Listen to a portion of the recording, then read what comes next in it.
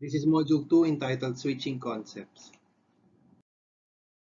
In this Module 2, we'll explain how frames are forwarded in a switch network. We'll compare a collision domain to a broadcast domain. Frame forwarding.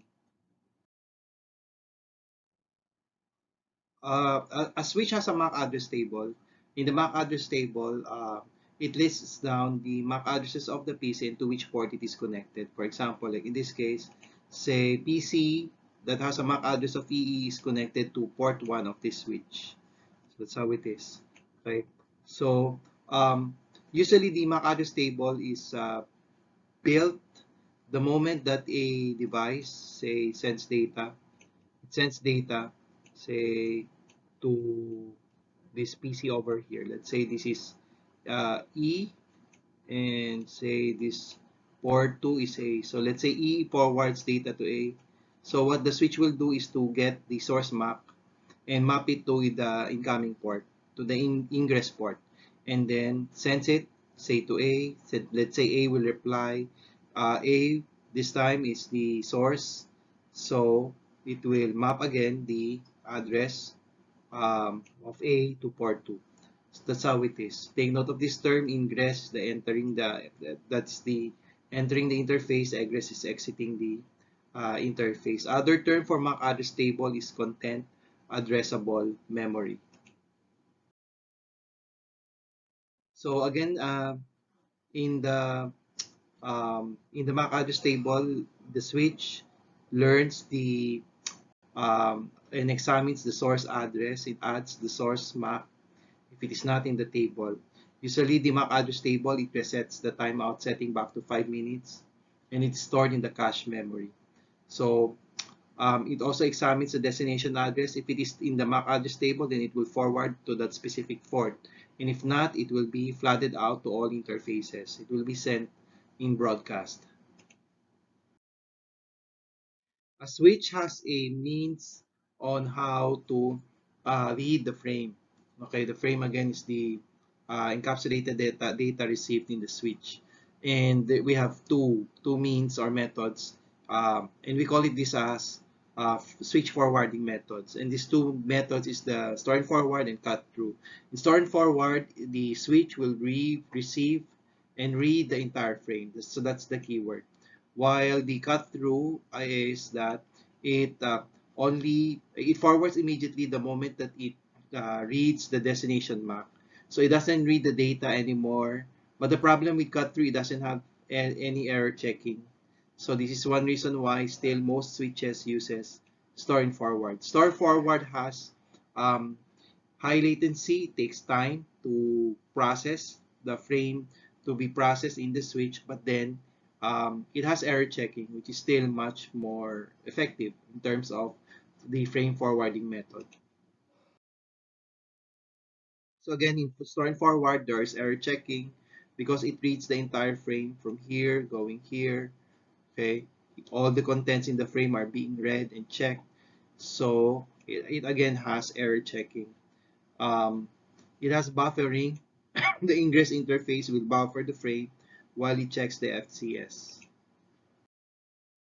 For cut through, it doesn't reach um, the data up to the FCS. Once it reads the destination MAC, then it will forward the frame. So that's for the cut through, specifically the fast forward. Okay, so for the cut through switching, these are appropriate for switches needing latency to be under 10 microseconds. It does not check the FCS, the frame check sequence, it's there checking. It may lead to bandwidth issues if the switch propagates too many errors and cannot support ports with differing speeds going from ingress to egress. Switching domains. Collision domain. So switch eliminates collision domain, which is better because it reduces congestion. When there is full duplex on the link, the collision domain are eliminated. And when there is no one or more devices in half duplex, there will now be a collision domain. There will now be contention for the bandwidth, and collisions are now possible. Switch actually is a collision free, it doesn't have any collision domain. And the concept here is that in each port there is one collision domain.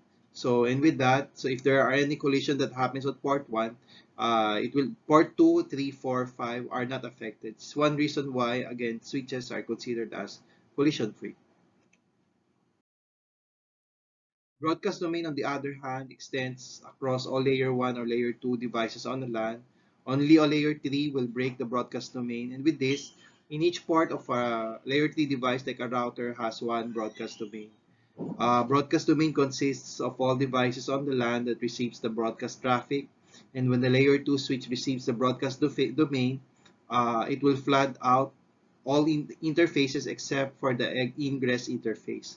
And too many broadcasts may cause congestions and poor network performance. Increasing devices at layer 1 or layer 2 will cause the broadcast domain to expand.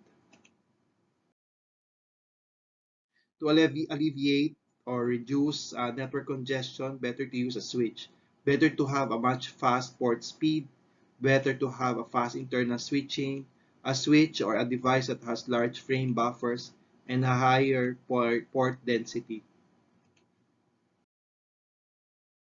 And to summarize, again, in frame forwarding, ingress is the entry port, egress is the exit port.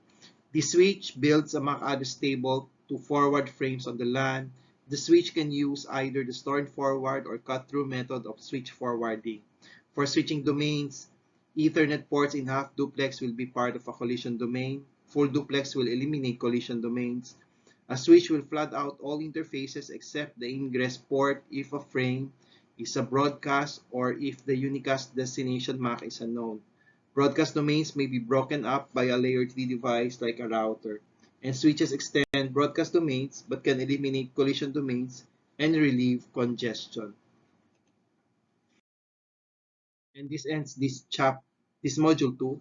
I'd like to thank you for listening. Keep safe. Together we learn as one.